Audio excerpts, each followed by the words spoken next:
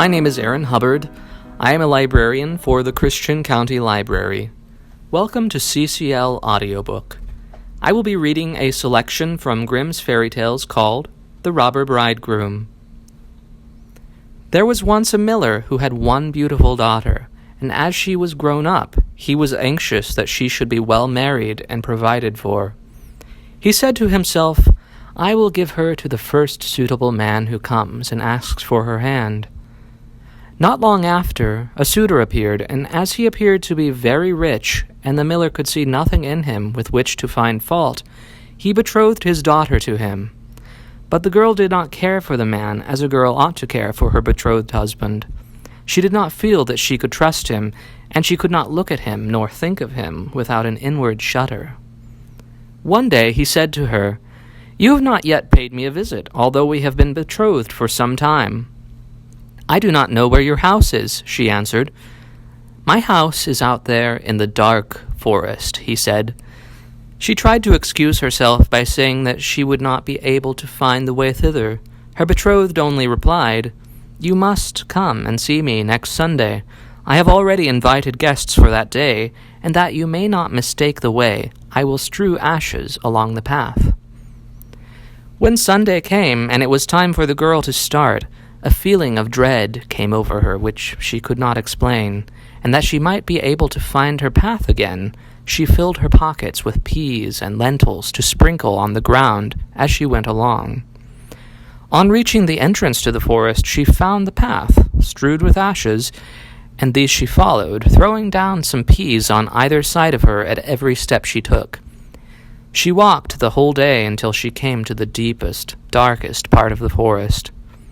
There she saw a lonely house looking so grim and mysterious that it did not please her at all.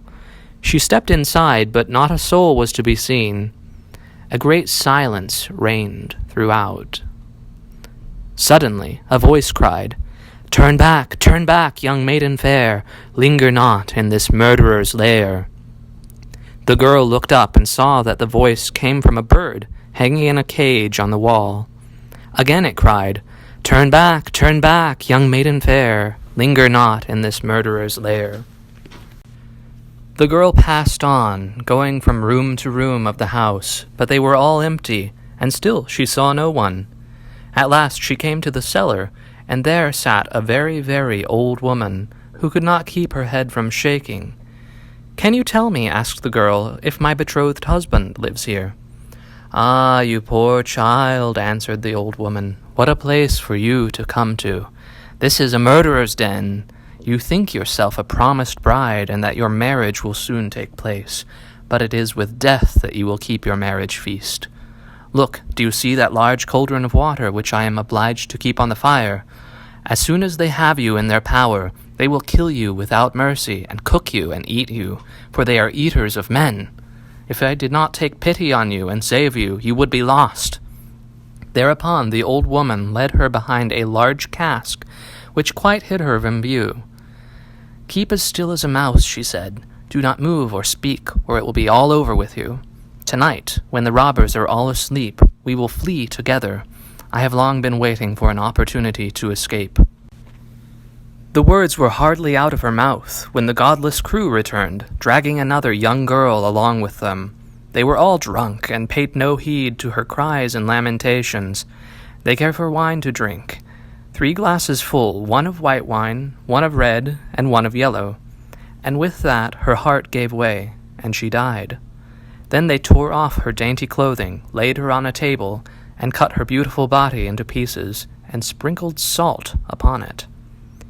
The poor betrothed girl crouched, trembling and shuddering behind the cask, for she saw that a terrible fate had been intended for her by the robbers.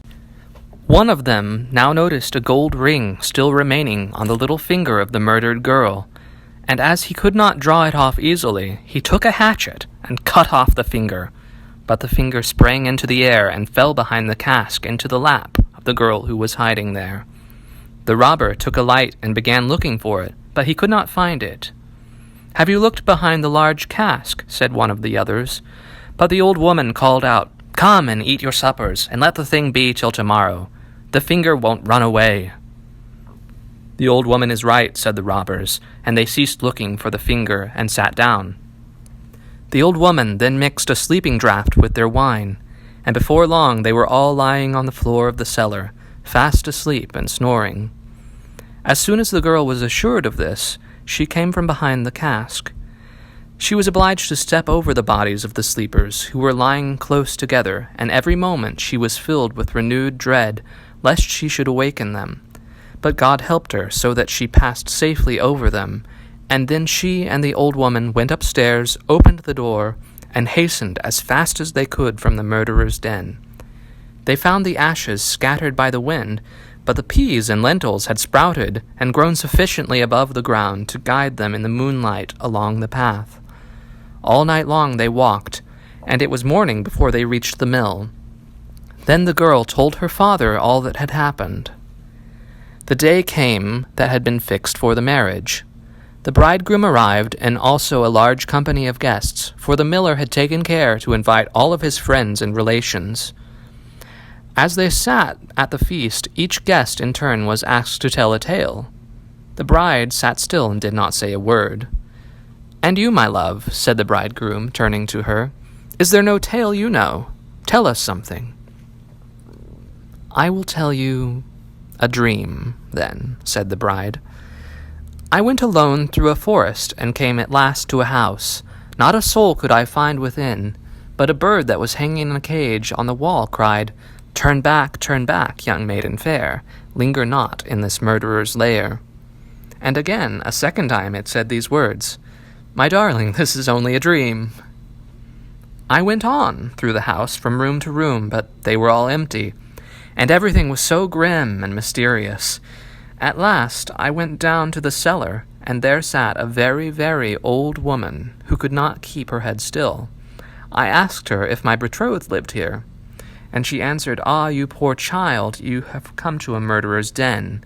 Your betrothed does indeed live here, but he will kill you without mercy, and afterwards cook and eat you. My darling, this is only a dream.'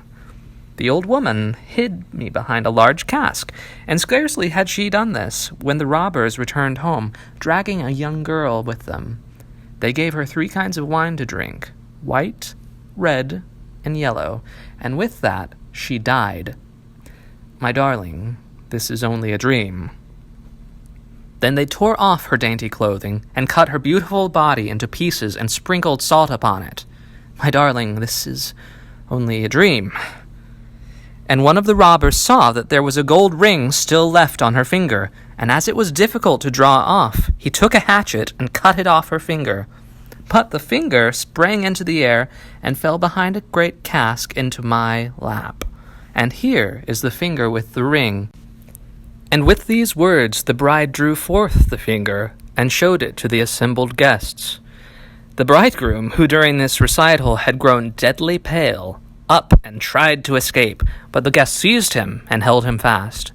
They delivered him up to justice, and he and all his murderous band were condemned to death for their wicked deeds.